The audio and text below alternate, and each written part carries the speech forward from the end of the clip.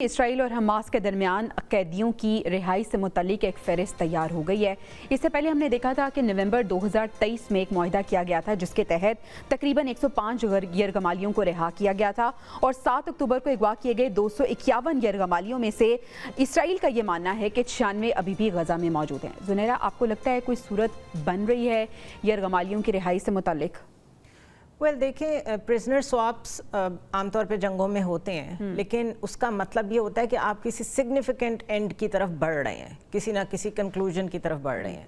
لیکن یہ معاملہ جتنا کمپلیکس ہے، اس میں مجھے ابھی کوئی نیئر فیوچر میں صورتحال ختم ہوتی نظر نہیں آ رہی۔ اس کی وجہ یہ ہے کہ سیریا کے فال کے بعد بھی اٹیکس جاری ہیں اسرائیل کی طرف سے سیریا میں۔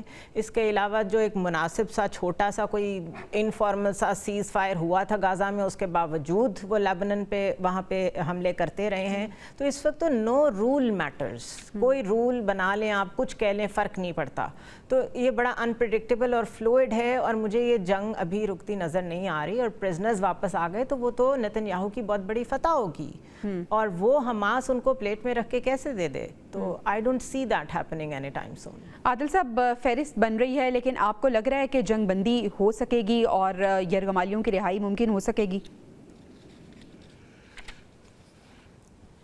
دیکھیں، جو ٹرمپ کی سٹیٹمنٹ ہے کہ اسرائیل اپنے ٹارگٹس تک جو ہے وہ جنگ بندی نہ کرے یا اپنے ٹارگٹ جو معاملہ چلتے رہے، تو یہ جو خوش فہمی تھی کہ شاید ٹرمپ کے آنے کے بعد کوئی یہ معاملہ رک جائے گا، وہ تو لقطرہ پر نظر نہیں آ رہا۔ مجھے تو لگتا ہے کہ یہ مزید اس میں جو ہے وہ تباہی کی طرف معاملات جائیں گے، اور ایران چونکہ آلریڈی ایک جسے شکست ایک آپ اس کو کہہ سکتے ہیں رشیا اور ایران کو جو سیریا کے معاملے میں ہوئی ہے، اس کے بعد جو صورتحال وہاں پہ ڈیولپ ہو رہی ہے، حزب اللہ بھی کمزور ہو گیا ہے، حماس بھی ویک ہو گیا ہے، شام میں بھی ان کی جو ہے وہ ان کو ایک قسم کی شکست ہو گئی ہے۔ تو اب چیزیں جو ہے نا وہ گہرا ایران کی طرف زیادہ تنگ ہوتا ہوا دکھا رہا۔ میں پہلے بھی کہہ چکا ہوں کہ ٹرمپ جو ہے وہ ایران کے معاملے میں بہت سیریس ہیں، اور یہ آ کے معاملہ ایران تک جائے گا اور صورتحال خطے میں مزید خراب ہوگی، اور جب تک اسرائیل اپنے پورے ٹارگٹ نہیں کرتا اس وقت رکنا اس جنگ کا ناممکن نظر آتا ہے۔ افتخار صاحب، آپ کیا رائے رکھتے ہیں؟ کوئی اہم پیش رفت ہو سکتی ہے حماس اور اسرائیل کے درمیان؟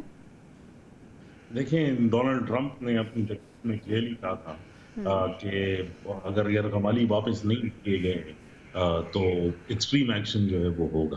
اس کے بعد تو ایک پروسیس جو ہے وہ شروع ہوا، لیکن مجھے نہیں لگتا جو کچھ شام میں ہوا، اور اب اسرائیل کی فوج جو ہے وہ شام کے بارڈر پر جو ہے وہ پہنچ گئی ہے، 1973 کا ایگریمنٹ توڑ دیا ہے۔ میری اپنی پینل کے ساتھ جو ہے وہ متفقہ رائے ہے کہ یہ کانفلکٹ بڑھے گا، کم نہیں۔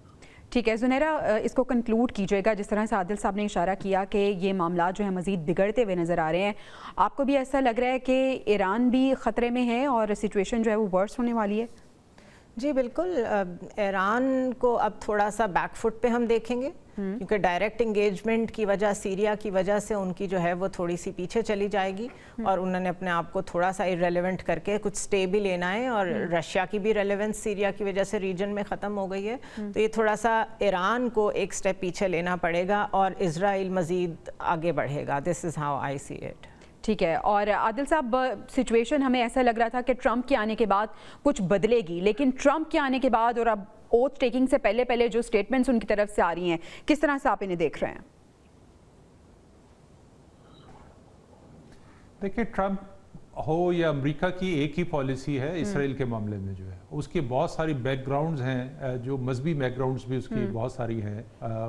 تو جو صورتحال ہے، اور ٹرمپ آلریڈی ایران کو سب سے بڑا دشمن سمجھتے ہیں، یہ چیزیں ایران کے گرد جو ہے وہ گھیرا تنگ ہوتا ہوا دکھائی دے رہا ہے۔ اور اب فلسطین میں تو رہا ہی کچھ نہیں، 2 ریاستی فارمولہ بھی اگر کسی موقع پر آیا تو وہ بالکل ایک محدود سا فلسطین ہوگا، اور باقی تو سارا کچھ اسرائیل کے پاس ہے۔ لیکن اب اسرائیل کہاں تک اپنی جو گریٹر اسرائیل کا جو کانسیپٹ ہے اس میں کس حد تک کامیاب ہو جائے گا آنے والے دنوں میں، آنے والے دن جو ہیں یہ بتائیں گے، اور یہ واقعی بہت امپورٹنٹ ہے کہ اسرائیل اپنے مقصد میں کس حد تک کامیاب ہوتا ہوا نظر آئے گا۔